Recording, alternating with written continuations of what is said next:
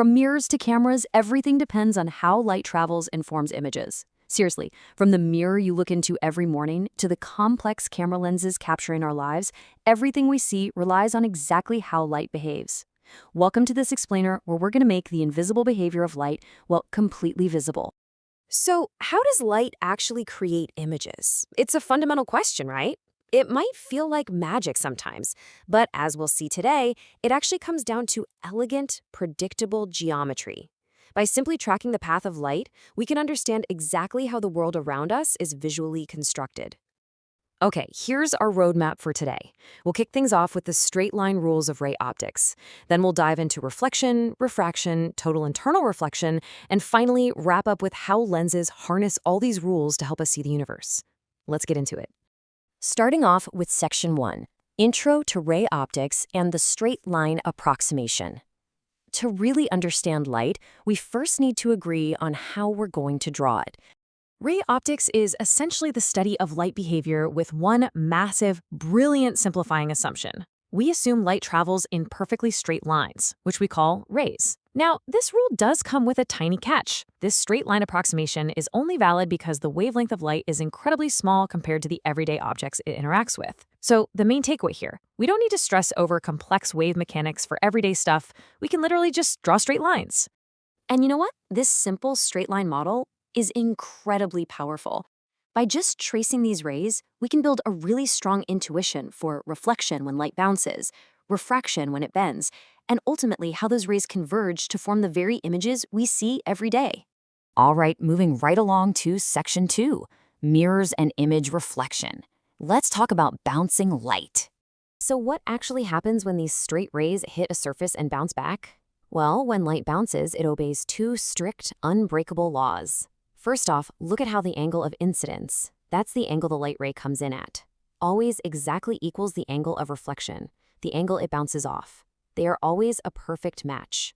Second, the incoming ray, the bouncing ray, and that imaginary perpendicular line we call the normal, they all sit perfectly flat in the exact same plane. It's just perfect, predictable symmetry. Which naturally brings us to a question you've probably wondered about. Why do mirrors reverse images? Well, think about those laws of reflection we just covered. Light bouncing straight back at you preserves the up and down orientation, sure, but it completely flips the front to back axis. And that right there is what creates that famous left to right reversal effect you see every single morning when you're brushing your teeth. Now, things get super fascinating when we curve that mirror. We basically have two main types of spherical mirrors to look at. Think of a concave mirror like a physical cave, collecting light, caving inward, and bringing all those light rays together into one spot. A convex mirror, on the flip side, bulges outward, spreading those light rays apart. As you can guess, the shape of the mirror completely changes how the image is formed. And there is actually a perfect mathematical anatomy to these spherical mirrors. Imagine a curved mirror as just a single slice of a giant invisible sphere. The very center of the mirror's actual surface is the pole, marked with a P. The center of that giant imaginary sphere it was sliced from, that's the center of curvature, C. And exactly halfway between them is the focus, F. The math here is beautifully simple. The focal length, little f, is exactly half the radius of curvature, r.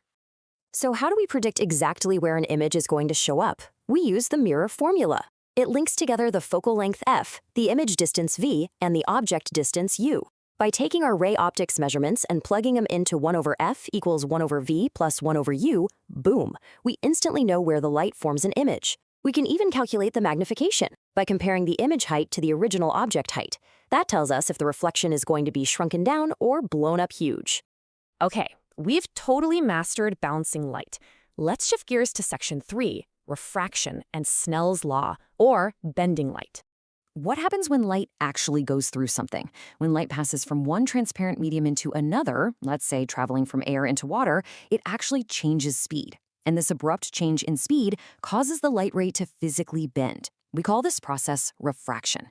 We can measure exactly how much a specific material slows that light down using the refractive index, represented by the letter N. It's simply a ratio, the speed of light in a perfect vacuum divided by the speed of light in that new medium. So can we accurately predict this bend? Absolutely, and we do it using Snell's law. It states that the refractive index of the first medium times the sine of the angle of incidence equals the refractive index of the second medium times the sine of the angle of refraction.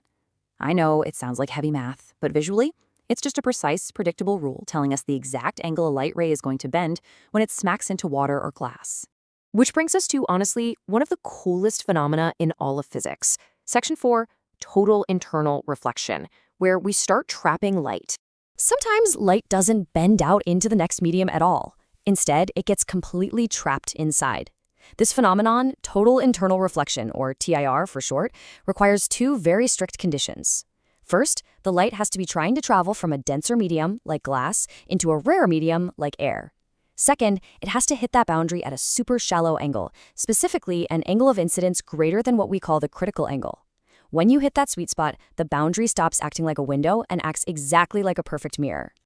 And why should we care about this? Well, because TIR is literally the backbone of the modern internet. Those optical fibers carrying gigabit speeds to your house right now, they work by bouncing light perfectly down a long glass tube without leaking a single ray to the outside world. Pretty amazing, right? It's also the exact same physics that lets prisms perfectly reflect light inside high-end binoculars.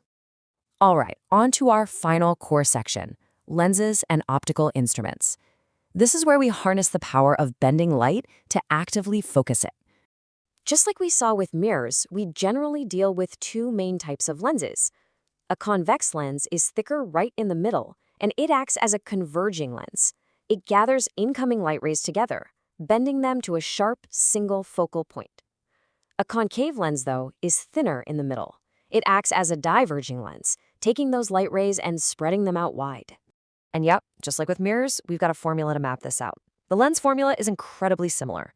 1 over f equals 1 over v minus 1 over u. But what's super practical for everyday life here is the power of a lens, which is just 1 divided by the focal length. The unit we use to measure this power is the diopter. And here's a fun fact for you. If you wear glasses, go look at your prescription. Those numbers on the paper, those are diopters. They literally tell your eye doctor exactly how much power is needed to bend the light into your eye perfectly. Speaking of eyes, the human eye is essentially just a brilliant organic optical instrument. It uses a biological lens to form a real image right on the retina at the back of your eyeball. But, sometimes the system isn't totally flawless. We experience common defects like myopia, or nearsightedness, where the image focuses too early, or hypermetropia, farsightedness, where the light focuses too late. And of course, presbyopia, where the aging eye just loses its ability to adjust focus quickly. The beauty of ray optics is that it gives us the math to design the perfect corrective lenses for every single one of these issues.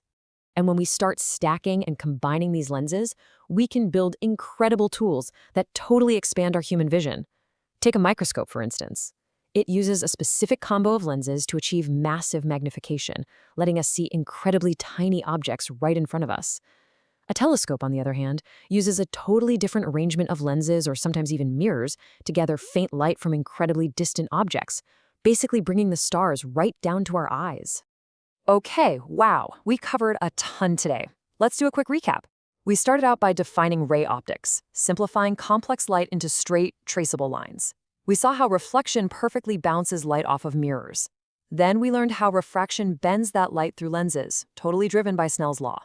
We discovered how total internal reflection brilliantly traps light inside optical fibers. And finally, we saw how optical instruments, from giant telescopes right down to the human eye, manipulate these exact same rules to change how we see the universe.